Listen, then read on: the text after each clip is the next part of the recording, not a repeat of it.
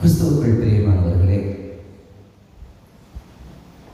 நாம் கடவுளிலும் கடவுளுடைய திருவார்த்தைகள் நம்முடைய உள்ளத்திலும் நிலைத்து நிற்பதற்கு ஏதுவான காரியங்களை நாம் செயல்படுத்துகிற பொழுது நம்முடைய வாழ்க்கையில் நாம் கடவுளிடம் வேண்டிக் கொள்வதெல்லாம் நமக்கு கிடைக்கும் என்கிற சட்ட வாக்கியத்தை மையமாக கொண்டு இந்த ஆண்டு முழுவதும் நாம் தியானித்து வருகிறோம். இப்பொழுதும் இந்த அருள் காலங்களில் நம்முடைய ஆவிக்குரிய படிநிலையின் அடுத்த ஒரு கட்டமான வளர்ச்சியை நோக்கி நகருவதற்காக இப்படிப்பட்ட தியான வேலைகளையும் நாம் அனுசரிக்கின்றோம். இஸ்ரவேல் ஜனங்களுடைய பாரம்பரியங்களின் அடிப்படையில் பார்த்தாலும் அவர்களும் இப்படிப்பட்ட தியான வேலைகளை ரொம்ப ஒழுங்காய் ரொம்ப கனத்தோடு அவர்கள் அனுசரித்த பாரம்பரியத்தை நம்மால் பார்க்க முடியும். இன்னும் நமக்கு விளங்குற மாதிரி, நமக்கு பார்க்கிற மாதிரி, நம்ம புரிஞ்சுக்கிற மாதிரி சொல்லணும்னு சொன்னா, ஒரு 30 வருஷங்களுக்கு முன்னாடி நீங்க எந்த ஒரு கிராமமோ இல்லை எந்த ஒரு பட்டணமோ இல்லை ஏதாவது ஒரு பகுதிக்கு போனீங்கன்னு சொன்னா, அந்த பகுதியில மையத்துல ஒரு ஆலமரம் இருக்கும். ஊர்ல இருக்கிற பெரியவங்க பூரா என்ன செஞ்சிருப்பாங்கன்னா, அந்த ஆலமரத்துல ஃபுல்லா சிமெண்ட் போட்டு ஒரு திண்ணையா ரெடி பண்ணி அந்த திண்ணையில தான் ஊர்ல இருக்கிற ஆளுங்க பூரா இருப்பாங்க. பெரும்பாலும் ஊர்க்கதை பேசுறது பூரா அங்கதான் நடக்கும். இந்த ஊர்க்கதை பேசுகிற இந்த ஆலமரம் அப்படிங்கிறது ஏதோ நம்ம ஊர் கிராமங்கள்ல மட்டும் இருக்கக்கூடிய ஒரு விஷயம் கிடையாது. இது பல ஆயிரம் வருடங்களுக்கு முன்பே இஸ்ரவேல் ஜனங்களிடம் இருந்து வந்த ஒரு பாரம்பரியம். அவங்க என்ன செய்வாங்க அப்படின்னு பார்த்தீங்கன்னா, அவர்களுடைய பகுதியினுடைய மையத்தில் இது போல அவர்களுடைய தேசத்தில் விளைகின்ற விளைச்சலை தருகிற மரமான அத்தி மரத்தின் அடியில் அவர்கள் அமர்ந்து வேதத்தை தியானிப்பார்கள். அவர்களுடைய காரியங்களை பேசிக் கொள்வார்கள். நீங்க இதை புரிந்து கொள்ளணும்னா 2 சம்பவங்களின் அடிப்படையில் நம்மால் புரிந்து கொள்ள முடியும். இந்த அத்திமரத்தின் கீழே உட்கார்ந்து அவர்கள் ஒருவரோடு ஒருவர் பேசிக்கொண்டு வேத காரியங்களை குறித்து அவர்கள் ஒருவரோடு ஒருவர் பேசி தங்களுடைய வேத அறிவை அவர்கள் வளர்த்துக் கொள்வார்கள். ஏன்னா அன்னைக்கு நான் சொல்றது ஆரம்ப கால இஸ்ரவேலர்களில் எழுத்து உருவம் கிடையாது. அப்படிங்கும்போது வாய்மொழியாக தங்களுடைய சந்ததிகளுக்கு செய்தியை கடத்தி கொண்டு வந்தார்கள். செய்தியை அவங்க கடத்திக்கிட்டு வரும்போது பார்த்தீங்கன்னா, வரலாறு முழுசா தெரிஞ்ச ஒருத்தர் இது மாதிரி நின்று அவர் அந்த திண்ணையில மேலே ஏறி நின்று அந்த விஷயத்தை சொல்லுவார். அவர்களோடு அந்த வரலாற்றை சொல்லுவார். ஊரே உட்கார்ந்து கவனிக்கும். வேதத்தில் இப்படி எல்லாம் எழுதி இருக்கிறது என்று அவர் சொல்லுவார். கொஞ்சம் நாள் போகும்பொழுது பார்த்தீங்கன்னா, நியாயப்பிரமாணத்தில் இப்படி எல்லாம் எழுதி இருக்கிறது அந்த அவர் பேசுகிறவர் பேசுவார். எல்லாரும் கவனிப்பார்கள். நமக்கு இதுக்கு 2 அடையாளத்தில் 2 விஷயத்தை நம்ம இதுக்கு உதாரணமாக நம்ம எடுத்துக்கொள்ள முடியும். ஒன்று, யோவான் எழுதின சுவிசேஷத்தினுடைய 1வது அதிகாரத்துல நம்ம போன வருஷத்துடைய சட்ட வாக்கியத்தை வச்சிருந்தவே இதுனும் அந்த டயலாக் யார்கிட்ட ஆண்டவர் சொன்னார்னா, நாத்தான்வேல் கிட்ட சொன்னார். அவன்கிட்ட சொல்லும் போது அவன் ஒரு வார்த்தை சொல்லியிருப்பாரு, நீ அத்திமரத்தின் கீழ் அமர்ந்திருக்கும் போது உன்னை நான் கண்டேன் என்று சொல்லியிருப்பார். ஏனென்றால் அவர்கள் அத்திமரத்தின் அடியில் அமர்ந்து அவர்கள் வேத தியானம் செய்வது அவர்களுடைய வழக்கம். இன்னும் அந்த காட்சியை, அதாவது இவர்கள் திண்ணையில் அமர்ந்திருக்கக்கூடிய அந்த காட்சியை நான் இன்னும் கொஞ்சம் நமக்கு இன்னும் லகுவாக்கி கொடுக்கிறதுக்கு விரும்புகின்றேன். நம்ம ஊர்ல தேசவேத மைதானம் இருக்கு இல்லையா, இந்த மைதானத்தினுடைய மையத்தில் இருக்கக்கூடிய இந்த தூண், அதைத்தான் நீங்க மரமா புரிச்சுக்கோங்க. அதனுடைய அதை சுற்றி இருக்கக்கூடிய ஒரு ஸ்லாப் போட்டா எப்படி இருக்குமோ அதுதான் ஒரு திண்ணை. அதை சுற்றி தான் ஒரே கூடும். இங்க வச்சுதான் எல்லாம் பேசுவார்கள். இன்னும் உங்களுக்கு இந்த விஷயத்தை ஞாபகப்படுத்தினால் உங்களுக்கு ரொம்ப வசதியாக இருக்கும். லூக்கா எழுதின நற்செய்தி நூலுடைய 19வது அதிகாரத்தில் சகேயு அந்த மைதானத்திற்கு ஓடி அந்த மைதானத்தில் இருக்கக்கூடிய அந்த அத்திமரமான, அதிலும் அத்திமரத்தினுடைய ஒரு வகையான காட்டு அத்திமரத்தினுடைய அடியில் போய் நிற்கின்றான். இந்த மரம் உயரமா இருக்கு, நல்ல நிழலாகவும் இருக்கு. இந்த மரத்து மேல ஏறினா கடவுளை இயேசுவை கண்டிப்பா பார்த்துடலாம்ங்கிற நம்பிக்கையோடு தான் அந்த காட்டு அத்திமரத்தின் மேல் ஏறி நின்று இயேசுவை பார்ப்பதற்கு முயற்சி செய்கின்றான். இயேசுவும் அவரோடு கூட வந்த அவ்வளவு பெரிய கூட்டமும் பாதையாக பிரயாணப்படுகிற சூழலில் இந்த அத்திமரத்தின் அடியில் வந்து ஒரே கூடிய அந்த அத்திமரத்தின் கீழ் நின்று அவர்கள் பேசுகிறார்கள். நம்ம வழக்கமா நியாயப்படிகள்ல நம்ம கற்றுக்கொண்ட காலகட்டங்களில் எப்படி படிச்சிருக்கோம்னா, ஒரே ஒரு மரம் தனியா நிற்குது, மரத்து மேல சகையை இருக்கான், மரத்துக்கு கீழே இயேசுவும் அவருடைய ஆட்கள் நிற்கிற மாதிரி ஒரு படத்தை மட்டுமே நம்ம வரைச்சு பார்த்துருப்போம். இல்லை, நான் இன்னும் சரியா அதை புரிஞ்சுக்கணும்னு சொன்னா, அந்த அத்திமரத்துக்கு கீழே தான் அந்த ஊரோட பொதுக்கூட்டமே நடக்கும். அந்த பொதுக்கூட்டத்தில் பேசுகிறதுக்கு தான் நாங்கள் இயேசு வருகிறார் என்று தான் நம்ம அதை புரிந்து கொள்ள முடியும். இன்னைக்கு தான் ஸ்டேஜ் எல்லாம் போட்டிருக்கோம், அன்னைக்கு ஸ்டேஜ் இல்லாத பொதுக்கூட்டம்னு நம்ம அதை நினைச்சுக்கலாம். இப்படிப்பட்ட பழங்கதைகளை அல்லது இப்படிப்பட்ட பாரம்பரியங்களை செவிவழி செய்தியாக பேசுவது, அறிந்து கொள்வது இஸ்ரவேல் ஜனங்களினுடைய ஒரு பழக்கம். எத்தனை வருஷ கதைகள் இப்படியாக இவர்கள் பேசிக்கொண்டு வந்தார்கள் அல்லது தங்களுடைய செய்தியாக கடத்தி கொண்டு வந்தார்கள் கேட்டா, ஒண்ணு இல்லை ரெண்டு இல்லை, 2500 ஆண்டுகள் இவர்கள் இப்படியாக செய்திகளை பேசி பேசி பேசி பேசி பேசி கொண்டு வந்திருக்கிறார்கள். அப்ப எவ்வளவு நேரம் பேசலாம் பாருங்க, எவ்வளவு இன்ஃபர்மேஷன்ஸ், எவ்வளவு தகவல்கள் அவர்களால் பேச முடியும்னு பாருங்க. அப்படி பேசித்தான் ஆதியாகமம் அப்படிங்கிற புத்தகமே உருவாக்கப்பட்டிருக்கிறது. ஆதியாகமத்துக்கு ஆசிரியர் யாருங்க? அவர் எந்த காலம்ங்க? ஆதியாகமத்துக்கு ஆசிரியர் யாரு சொல்லிட்டீங்க? அவர் எந்த காலம்? ஆதியாகமத்தின் இறுதி பகுதியா, யாத்ராகமத்தினுடைய நடுப்பகுதியா? யாத்ராகமத்துக்கு வந்ததுக்கு பிறகுதான் அவர் பிறக்கவே செய்வாரு. அப்புறம் தான் அவர் தனி உதவி போடுறதெல்லாம். எப்ப புத்தகம் எழுதுகிறார் அப்படின்னு பார்த்தீங்கன்னா, பிறந்து தண்ணியில போய் ராணியம்மா தூக்கிட்டு போய் அங்க 40 வருஷம் வளர்ந்து, அதுக்கப்புறம் அங்க ஒரு கொலையை வேற பண்ணிவிட்டு அங்க இருந்து தப்பிச்சு ஓடி வனாந்தரத்துல 40 வருஷம் இருந்து ஆண்டவர் அவரை கூப்பிட்டு இங்க வந்து வாக்குவாதம் பண்ணி, ராஜா கிட்ட வாக்குவாதம் பண்ணி 10 வாதைகளை பண்ணி, அதுக்கப்புறம் இங்க இருந்து சுதந்திரத்தை கொண்டாடி ராத்திரியோட ராத்திரியா தலைச்சல் சங்காரம் பண்ணி இங்க இருந்து கிளம்பி நடந்து போகும்போதுதான் எழுதுகிறார்கள். அப்ப கிட்டத்தட்ட இந்த புத்தகங்கள் எல்லாம் எழுதப்படுகிற பொழுதே மோசேக்கு மட்டுமே சுமாரா சொன்னா 28 வயசு, 40 அரண்மனை 40, வனாந்தரம் 40, அப்புறம் இந்த பேசி இது பண்ணி கொடுக்கறதுல ஒரு 1-2 வச்சுக்கோமே சொல்லுமா, சுமார் 85 வயது. அப்படின்னா மோசேக்கு மட்டுமே 85 வயது. ஓரல் பைபிள், வாய்மொழி வேதாகமம், அதற்கு முந்தைய தலைமுறை முழுவதும் வாய்மொழி வேதாகமங்கள், இவ்வளவு காலங்களாக சொல்லப்பட்டு கொண்டு வந்த அந்த செய்திகளை இங்குதான் அவர்கள் எழுதுகிறார்கள். சரி, அப்படி அவர்கள் எழுதின அல்லது அப்படி அவர்கள் பகிர்ந்து கொண்ட தகவல்களை தான் நம்ம வேதாகமத்தினுடைய முதல் புத்தகமான ஆதியாகமம் முழுவதும் பார்க்கின்றோம். அதனால இந்த வேதாகமத்தினுடைய முதல் புத்தகமாக தொகுக்கப்பட்டிருக்கக்கூடிய, அந்த ஆசிரியர் சொல்லக்கூடாது, தொகுக்கப்பட்டிருக்கிறவர் என்று சொல்வது சரியான தமிழ் வார்த்தையாக இருக்க முடியும். இந்த ஆதியாகமத்தை தொகுத்த இந்த ஆசிரியர்கள் இதை செவி வழி செய்தி நூல் என்று இதை அழைக்கிறார்கள். ஏன்னா இது பல காலமாக செவிவழி செய்தியாக மாத்திரமே அறியப்பட்டு வந்தது. சரிங்களா? ஏன்னா ஆதாமும் ஏவாளும் பழத்தை தின்னு திட்டு வாங்கினாங்களா? ஆண்டவர்கிட்ட திட்டு வாங்கினாங்களா? அதை எவ்வளவு பேர் நம்புறீங்க? பக்கத்துல இருந்து பார்த்து எழுதிட்டு வந்தீங்களா ஐயா? திட்டு வாங்கும்போது பக்கத்துல இருந்து பார்த்து எழுதிட்டு வந்தீங்களா? இல்லையா? அப்புறம் எப்படி அதை சொல்றோம்? ஏன்னா அந்த தாய் தகப்பை நாளைக்கு காயின் ஆபேல் பிறந்ததுக்கு பிறகு நாங்க ஒரு காலத்துல என்ன செஞ்சோம் தெரியுமா? இந்த மாதிரி நாங்க ஆண்டவர் சொன்னதை மீறிட்டோம், அதனால ஆண்டவர் வந்து வருத்தி விட்டாரு, நீ அந்த மாதிரி ஆண்டவருக்கு விரோதமா செஞ்சிடாத பிள்ளைக்கு அவைகளை சொல்லி வளர்த்திருப்பார்கள். அடுத்த சந்ததி, எங்க தாத்தா பாட்டி இப்படி நடந்துச்சு தெரியுமா, எங்க அப்பாவுக்கு இப்படி நடந்துச்சு தெரியுமா என்று தன் அடுத்த பிள்ளைகளுக்கு சொல்லி வளர்த்திருப்பார்கள். இப்படியாக அந்த செவிவழி செய்தியானது சுமார் 2000 ஆண்டுகளாக செவிவழி செய்திகள் கடத்தப்பட்டு கொண்டு வந்திருக்கின்றது.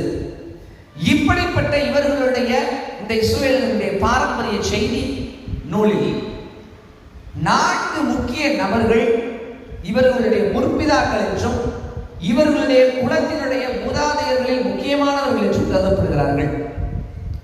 ஆதியாகமம் புத்தகத்தினுடைய மிக முக்கியமான 4 நபர்களாக இந்த நபர்கள் சொல்லப்படுகிறார்கள். முதல் 3 பேர் நமக்கு வழக்கமாவே தெரியும். ஆபிரகாம், ஈசாக்கு, யாக்கோபு.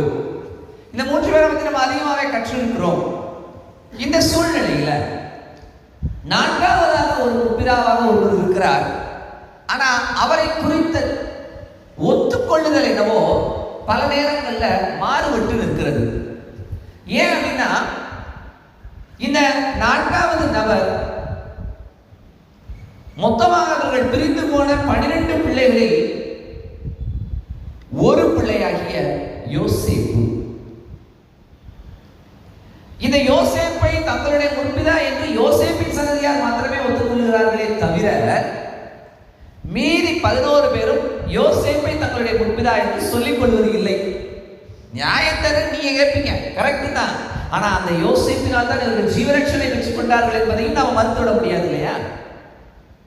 அப்ப அந்த யோசேப்பினுடைய வாழ்க்கை இன்றைக்கு உங்களுக்கும் எனக்கும் ஆவிக்குரிய ஜீவியத்தில் பலப்படுவதற்கு எப்படி உதவி செய்ய போகிறது?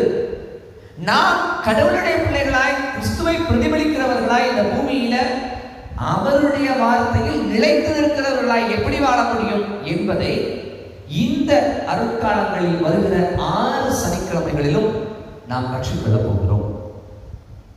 யோசேப்பினுடைய வாழ்க்கை வகையில் நடந்த சம்பவங்கள் மூலமாக நம்முடைய அனுதின வாழ்க்கையில் நாம் கற்றுக்கொள்ள வேண்டிய பாடங்கள் என்கிற தலைப்பில் நாம் இந்த அருளுரையை நாம் தொடர போகிறோம். எடுத்து வைத்துக் கொள்ளுங்கள். ஆதியாகமத்தின் புத்தகம் 37வது அதிகாரம். இது 37வது அதிகாரம் தான் யோசேப்பினுடைய ஒரு துவக்கம் அல்லது யோசேப்பின் வாழ்க்கையை குறித்த நமக்கு ஒரு சில புரிந்து கொள்ளுதலை நமக்கு கொடுக்க முடியும். இந்த யோசேப்புக்கு உடன் பிறந்தவர்கள், அதாவது யோசேப்பை விட முன் பிறந்தவர்கள் எத்தனை பேருங்க? நீங்கள் கொஞ்சம் பதில் சொன்னீங்கன்னா உங்களுக்கு தூக்கம் வராம இருக்கும். உங்களுக்கு தூக்கம் வராம இருந்தா எனக்கு தூக்கம் வராம இருக்கும். அதுக்காக இருக்கு. இந்த யோசேப்புக்கு முன் பிறந்தவர்கள், அதாவது யோசேப்புடைய மூத்த சகோதரர்கள் அல்லது மூத்த பிள்ளைகள் எத்தனை பேருங்க? 10 பேர் தானா? 12 பேர் தானா? தீனால சேர்த்து 12, தீனால சேர்த்தா 11 தானா? சரிங்கய்யா, சந்தோஷம். தீனாலை சேர்த்து 11 பிள்ளைகள் கொண்ட ஒரு பெரிய ஒரு குடும்பம். ஒருவேளை இன்னைக்கு நம்ம தலைமுறையில ஒரு பிள்ளை 2 பிள்ளையை மட்டுமே பார்க்கிற குடும்பங்களின் மத்தியில் 11 பிள்ளைகள் இருக்கிறது நம்ம ஒரு சில நம்முடைய முந்தைய தலைமுறையில நம்மளுடைய தாத்தாமார்கள் இல்லை நம்மளுடைய அப்பா பெரியப்பா அந்த குடும்பங்கள்ல நம்ம அப்படிப்பட்ட காட்சிகளை நம்மளால் பார்த்திருக்க முடியும். முதல் விஷயம், அதுல வீடு கண்டிப்பா கலகலன்னு இருக்கும் இல்லையா? அப்படிப்பட்ட ஒரு அழகான ஒரு குடும்பம் இது. வெளி பார்வைக்கு ரொம்ப அழகான ஒரு குடும்பமா இருந்தாலும் கூட இந்த குடும்பம் அப்படிங்கிறது வித்தியாசமானது. அதே சமயத்தில் பல வினோதங்களை தனக்குள் உள்ளடக்கிய ஒரு குடும்பம்.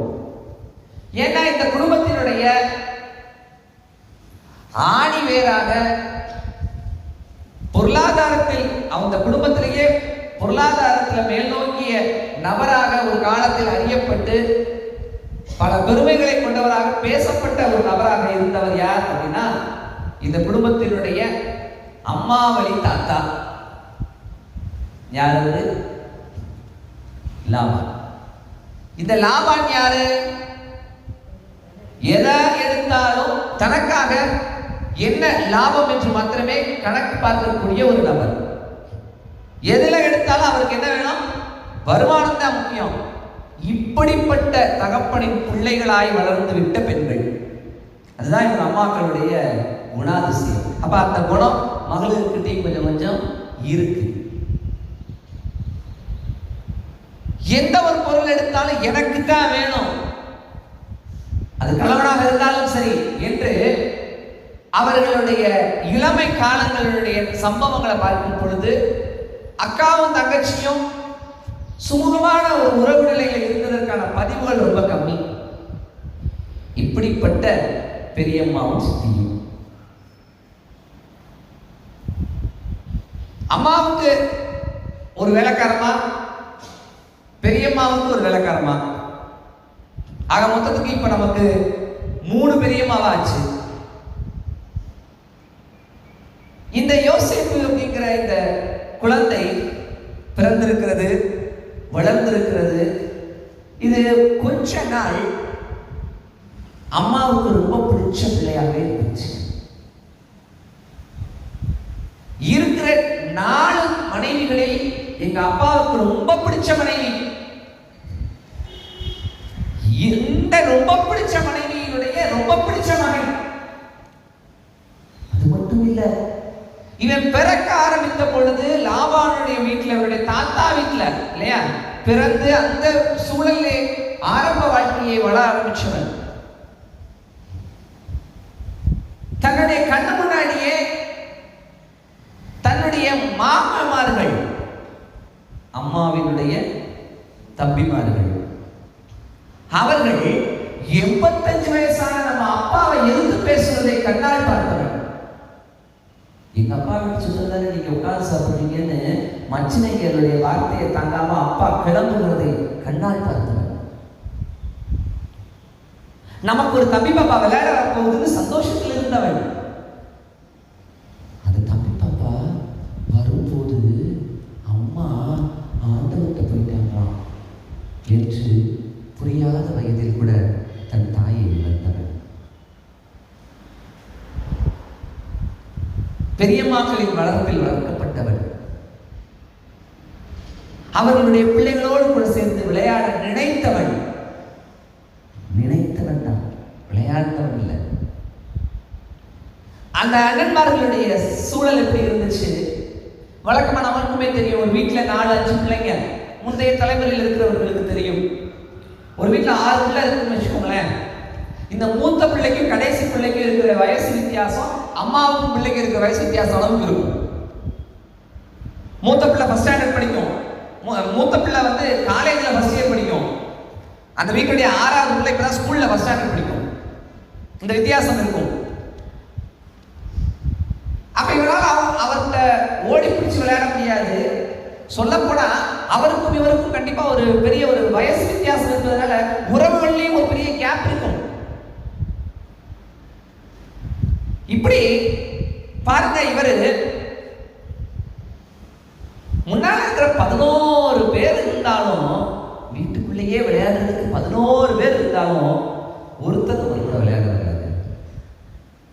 அப்படிப்பட்ட ஒரு அருமையான குழந்தை யோசேப்பு. இந்த யோசேப்புடைய வாழ்க்கை இவ்வளவு துயரங்கள் நிறைந்த, இவ்வளவு பின்னணிகள் நிறைந்த ஒரு குடும்பத்தில் வளர்க்கப்பட்டு வருகிறான் இந்த சிறுவன் யோசேப்பு. சரி, அன்னைங்களுடைய அழகு என்னன்னு கொஞ்சம் பார்ப்போமே. பெரிய அண்ணன் ரூபன் அண்ணன்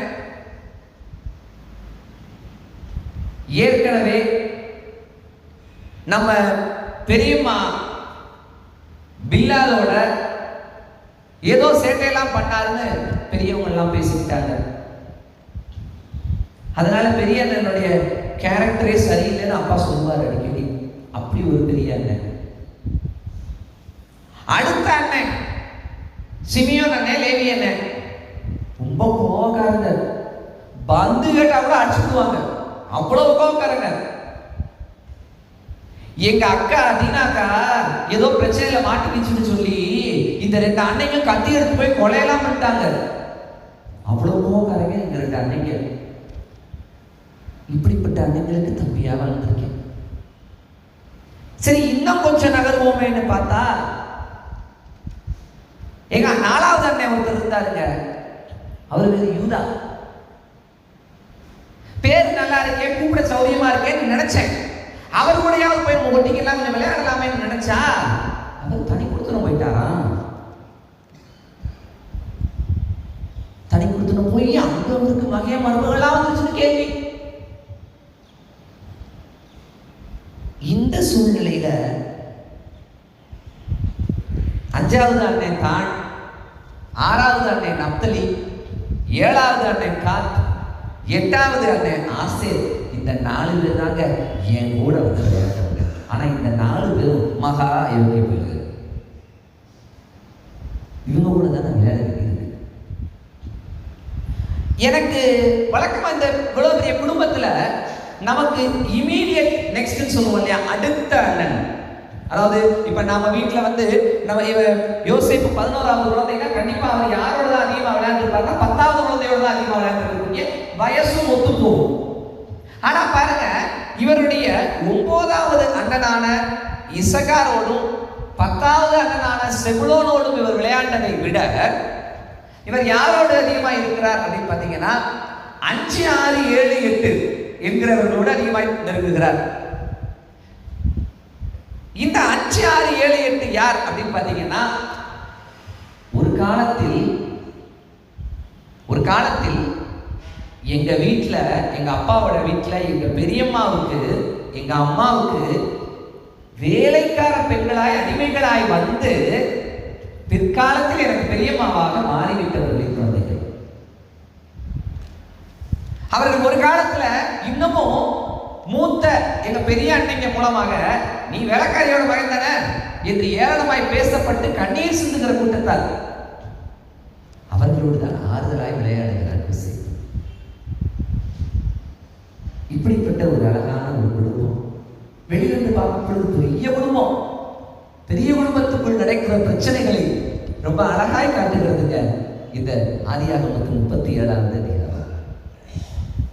இந்த காலத்துல இந்த சூழ்நிலையில எங்க அண்ணன் தம்பிங்க 10 பேர் பெரியவங்க இருக்காங்க அப்படின்னு நினைச்சா, இந்த 10 அண்ணன் தம்பிகளுக்கு நடுவுல இளவரசியா எங்க அக்கா ஒருத்தி இருந்தாங்க. ஊர் சுத்தணும்னு கிளம்பிட்டாங்கன்னா சாமானியத்துக்கு வீடு வந்து சேர மாட்டாங்க. எங்க அப்பாவோட நிம்மதி போறதே எங்க அக்காவால தான். எங்க அண்ணன்களுக்கும் எங்க அப்பாவுக்கும் வாக்குவாதம் வந்ததே எங்க அக்காவால தான். இப்படிப்பட்ட ஒரு குடும்பத்துல நான் இருக்கின்றேன்.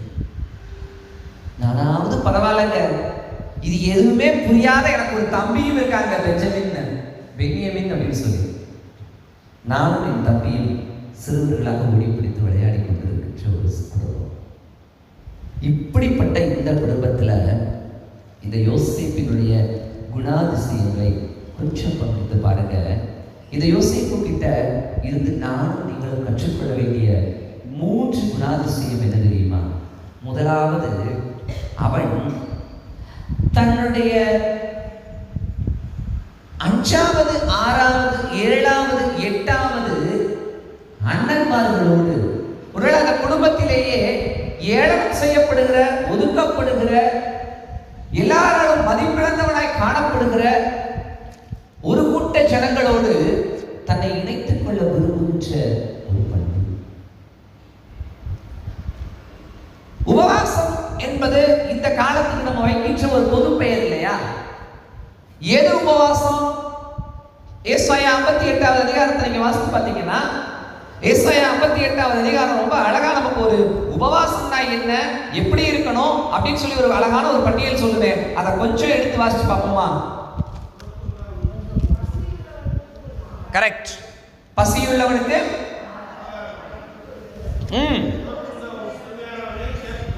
ஆமா, வஸ்திரம் இல்லாதவனை கண்டால் வஸ்திரம் கொடுப்பது. பாருங்க, இவைகளை செய்கிற ஒரு அழகான உதாரணம் தான் யோசேப்பு. ஒருவேளை இவர் இந்த 4 வாலிபர்களுடைய தாய் ஒருவேளை சிறு பெண்ணாக இருந்த காலகட்டத்தில் அடிமையாக இருந்து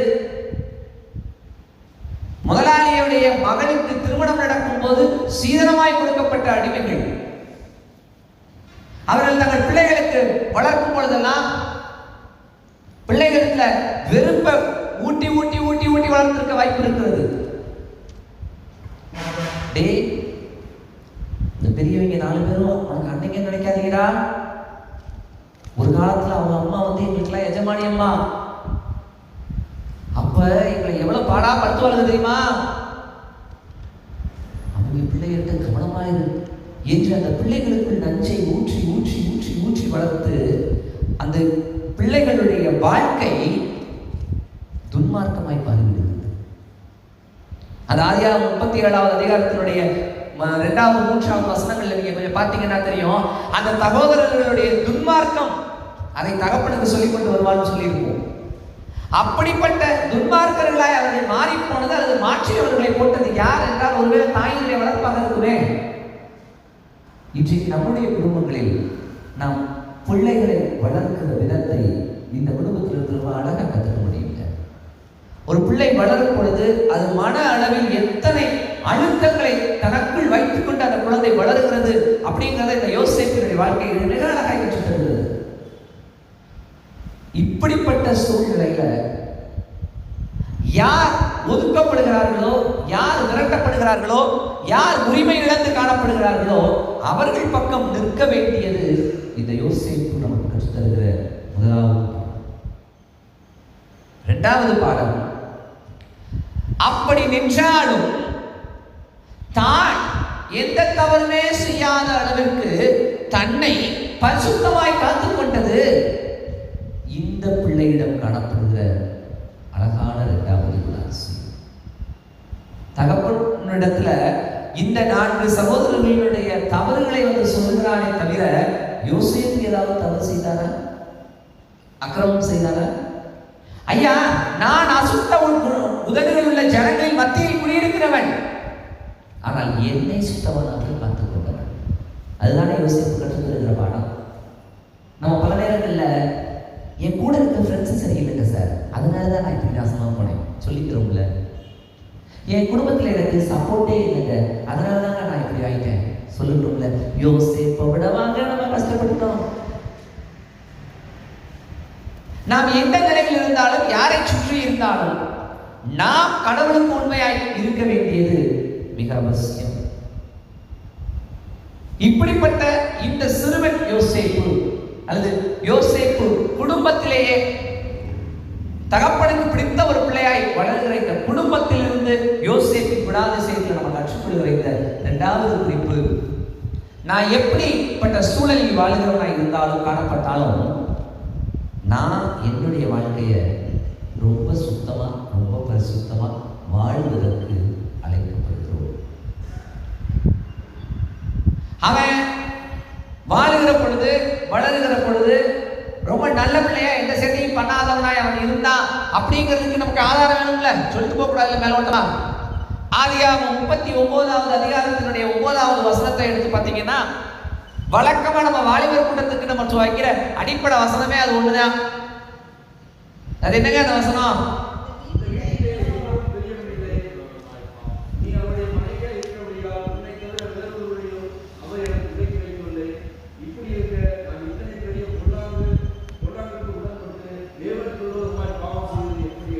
இவ்வளவு பக்குவமா பேசுகிற பொழுது இந்த வாலிபனுக்கு வயது என்ன தெரியுமா? அதிகபட்சமா சொன்னா 18 அல்லது 19. ஏன்னா இவன் வீட்டுல சிறுவனாக இருந்ததாக இப்ப நம்ம வாசித்துக் கொண்டிருக்கக்கூடிய வேத பகுதியிலே இவனுக்கு வயசு 17. 17 வயது பையனாக இவன் வீட்டில் இருக்கிறான். சுமார் 17.5 வயது பையனாக இவன் கடத்தப்படுகிறான், விற்கப்படுகிறான். ஒருவேளை பொத்திபார் வீட்டுக்கு போய் ஒரு 6 மாசம் ஆகுதுன்னு வச்சுக்கிறோமே நம்ம ஒரு பொது கணக்குக்காக. அப்ப சுமார் 18-19 வயதில் இவன் இவ்வளவு பக்குவமாக பேச முடிகிறது என்று சொன்னால் அவ்வளவு பக்குவமாய் வளர்க்கிறான் என்று ஒருவேளை இன்னைக்கு நம்மளுடைய பிள்ளைகளை குறித்த ஒரு கேள்விக்கு வருவோங்க. அவன் இப்படி சொல்லலாம் ஒருவேளை அவனுடைய புது முதலாளியான போத்திபாருடைய மனைவிட்ட பேசும் பொழுது ஒரு இப்படி பேசி இருக்கலாம் ரொம்ப அழகா. முதலையமா இது ஒன்றும் தப்பு இல்லை, நீங்க கூப்பிடுறீங்க நான் தாராளமா வர்றேன். ஏன்னா எங்க அண்ணன்லாம் அப்படிதான் பண்ணியிருக்காரு அந்த காலத்துல, அதனால இது புதுசு இல்லை எனக்கு சொல்லியிருக்கலாம்ல. தாராளமா வரேன், எங்க குடும்பத்துல எல்லாருமே தனித்தனியா பிரிஞ்சு பிரிஞ்சு போன குடும்பம் தான். அதுக்கு எங்களுக்கு தனி குடும்பம் போன அனுபவம்லாம் எங்க குடும்பத்தில் நிறைய இருக்கு. எங்க அண்ணன் இப்படி தான் லவ் பண்ணி தனியா போனா, நானும் அது மாதிரி போய்க்கிறேன். நானே இங்க வந்த இடத்துல நல்லா வாழ்க்கையை பிடிச்சி செட்டில் ஆகுதுன்னு ஆயிக்கிறேன். சொல்லலாம்ல? சொல்லல. நான் வர மாட்டேன், எங்க அப்பாவுக்கு தெரிஞ்சா பெல்ட்டால அடிப்பாரு சொன்னானா? நான் வர மாட்டேன், எங்க அப்பாவுக்கு தகவல் பேசிட்டு திட்டுவாரு சொன்னானா? சொல்லல. அவன் என்ன சொன்னா தெரியுமா? நான் கடவுளுக்கு விரோதமாய் பாவம் செய்ய மாட்டேன். அப்போ அந்த தகப்பன் பிள்ளையை எப்படி வளர்த்திருக்கா தெரியுமா? அப்பா இருக்கும்போது யோக்கியமா இருக்கணும்டா என்று சொல்லி வளர்க்கலங்க. கடவுள் பார்த்துக்கிட்டு இருக்காது யோக்கியமா இருக்கணும்டான்னு சொல்லி வளர்த்திருக்காருங்க. நம்முடைய பிள்ளைகளை இப்படி வளர்க்கின்றோம். ஒருவேளை நம்மளாம் இங்கே இருக்கிறோம், பணி நிமித்தமாக நம்முடைய பிள்ளைகள் மெட்ராஸிலோ பெங்களூர்லோ இருக்கிறார்கள் நினைக்கிறேன். இன்னைக்கு ஞாயிற்றுக்கிழமைங்க காலையில் 10 மணி என் மகன் கோயிலில் தான் இருப்பான் என்று நம்ம எத்தனை பேரால் உறுதியாக சொல்லிவிட முடிகிறது? சாயங்காலம் 5 மணியா அவன் நேரம் ஏதாவது பைபிள் ஸ்டடி குரூப்ல இருக்கான் என்று நம்மால் எத்தனை பேருக்கு சொல்லிவிட முடிகிறது? என் பிள்ளை எங்க போனாலும் ஆண்டவருடைய சமூகத்தை விட்டு போகாது, கடவுளுக்கு பிடிக்காத காரியத்துக்கு போகாது என்று நம்மால் எத்தனை பேரால் உறுதியாய் சொல்லிவிட முடிகிறது? இந்த யோசேப்பு வாழ்க்கை நமக்கு கற்றுத்தருகிற அழகான செய்தி. யோசேப்பினுடைய தகப்பன் அவன் கெட்டு போறது, இந்த யோசேப்பு கெட்டு போறதுக்கு நிறைய காரணங்களை ரொம்ப அழகா சொல்லிட்டு போலாம். தாய் இல்லாத பிள்ளைங்க, அதான் ஒழுங்கா வளர முடியல சொல்லலாம்ல. ஆனா அப்படிப்பட்ட சூழல்களுக்கே இடம் கொடுக்காமல் பெரிய மக்களால ஏதோ அரைகுறையாக வளர்க்கப்பட்டு தகப்பன் மட்டுமே முழு பாசத்தையும் கொட்டி வளர்த்த ஒரு செல்ல பிள்ளை, தாயில்லாத பிள்ளைன்னு அவன் அப்பா மற்றவங்களுக்கெல்லாம் ட்ரெஸ் தைச்சு போடாம இவனுக்கு மட்டும் புதுசா ட்ரெஸ் எல்லாம் வாங்கி வாங்கி முடிச்சாருங்க. அப்படிப்பட்ட ஒரு பிள்ளை இவ்வளவு விஷயங்களுக்கும் பின்னாடியும் கடவுளுக்காக உறுதியாக நிற்கிற ஒரு பிள்ளை. ஒருவேளை நம்முடைய வாலிபர் பிள்ளைகளை நாம் எப்படி கொண்டு வரப் போகிறோம், நம்முடைய வாழ்க்கையை எப்படி நாம் அமைத்துக் கொள்ளப் போகிறோம்ன்றத இந்த யோசேப்பின் மூலமாக நம்ம கற்றுக்கொள்ள அழைக்கப்படுகிறோம். மூன்றாவதாக இந்த யோசேப்பிட்ட காணப்பட்ட ஒரு நல்ல குணம் என்ன தெரியுமா? இந்த யோசேப்பு, நீங்க அந்த அதிகாரத்தை கொஞ்சம் வாசிச்சு பார்த்தீங்கன்னு சொன்னா அந்த 2வது வசனத்தை கொஞ்சம் பாருங்களேன். இல்ல, ஆதியாகமம் 37:2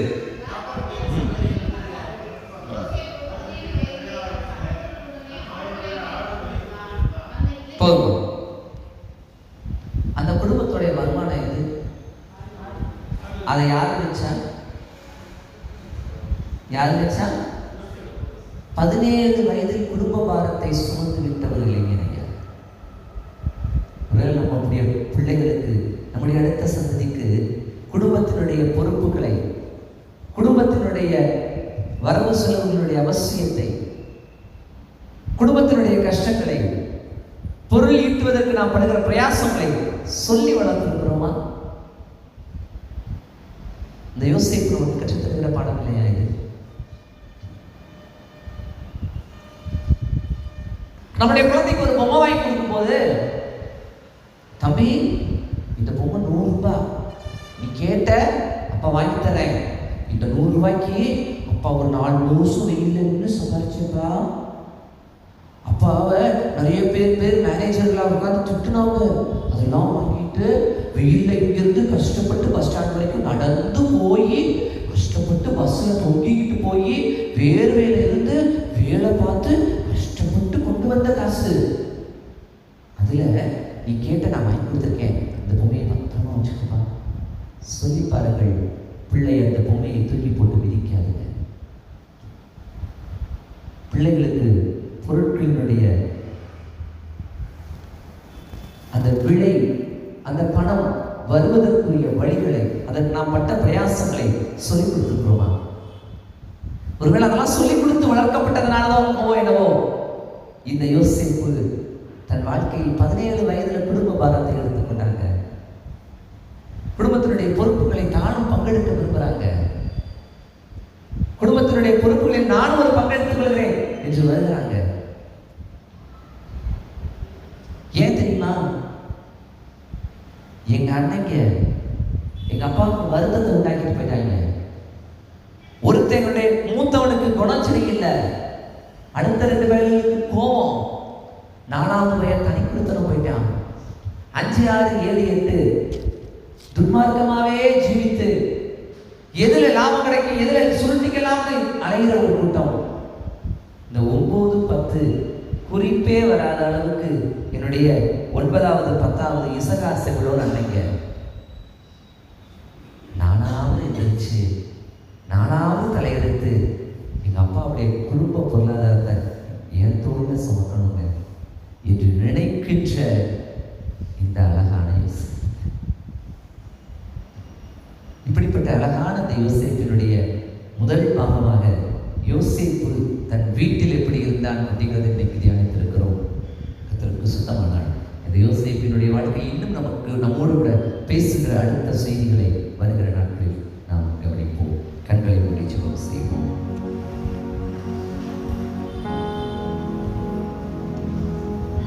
அன்புள்ள தகப்பனே, நாங்கள் உங்களுடைய கண்களுக்கு பிடித்தமானவர்களாய் தெரிந்து கொள்ளப்பட்ட பிள்ளைகளாய் வந்திருக்கிறோம்.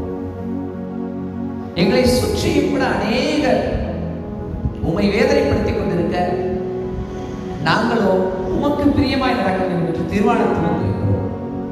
அதற்கு யோசேப்பை ஒரு உதாரணமாக எடுத்து நாங்கள் தியானித்திருக்கிறோம். யோசேப்புடைய வாழ்க்கையில் காணப்பட்ட இந்த குணாதிசயங்கள் எங்களுக்கு சற்று சொல்லிக் கொடுக்கட்டும்.